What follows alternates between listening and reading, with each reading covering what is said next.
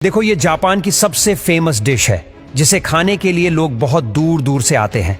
इसे बनाने के लिए सबसे पहले तो शेफ एक चिकन को पत्ते के अंदर लपेट देते हैं और उसे ऊपर की तरफ से मिट्टी से बंद कर देते हैं।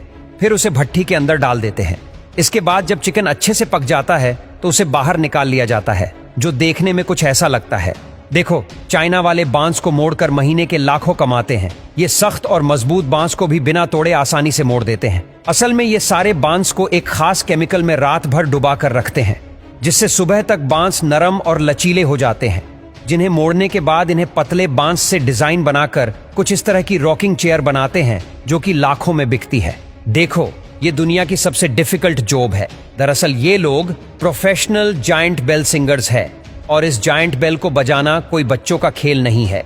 इसे बजाने के लिए कम से कम 2 लोगों की जरूरत पड़ती है। साथ ही इसे बिल्कुल सही समय पर बजाना होता है। इसका साउंड इतना तेज होता है कि इसे बजा रहे वर्कर्स के कान सुन्न पड़ जाते हैं। आखिर इतने भारी वेट को जमीन पर क्यों गिराया जा रहा है? देखो, अगर किसी बिल्डिंग को बनाने से पहले ऐसा ना किया जाए तो वो बिल्डिंग कुछ ही सालों में गिर जाएगी। दरअसल इस तकनीक को डायनेमिक कंपैक्शन कहा जाता है, जिसमें 20 से लेकर 50 टन तक के वेट को 50 फीट की ऊंचाई से गिराया जाता है, ताकि जमीन को कंप्रेस किया जा सके, जिससे मिट्टी सख्त हो जाए और बिल्डिंग की नींव मजबूत हो सके। आखिर इस तरह से पेड़ के अंदर गर्म रोड से छेद क्यों किए जा रहे हैं? दरअसल ये कोई आम पेड़ नहीं है और इस पेड़ में छेद करके ये लोग लाखों रुपए कमाते हैं। असल में इस पेड़ का नाम अगर वुड ट्री है, जिसमें छेद करने के लिए ड्रिल मशीन और गर्म रोड का इस्तेमाल किया जाता है। इसके बाद बोतल के सहारे इसमें खास तरह के फंगस को डालते हैं, जिसके कुछ समय बाद पेड़ में फंगस जमकर काला पड़ जाता है, जो कि सोने के भाव बिकता है, क्योंकि इससे एक्सपेंसिव परफ्यूम्स बनते हैं।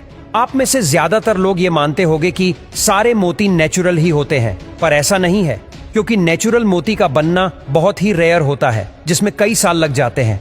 यहाँ तक कि आप जो 99% मोती मार्केट में देखते हो वो असली नहीं होते।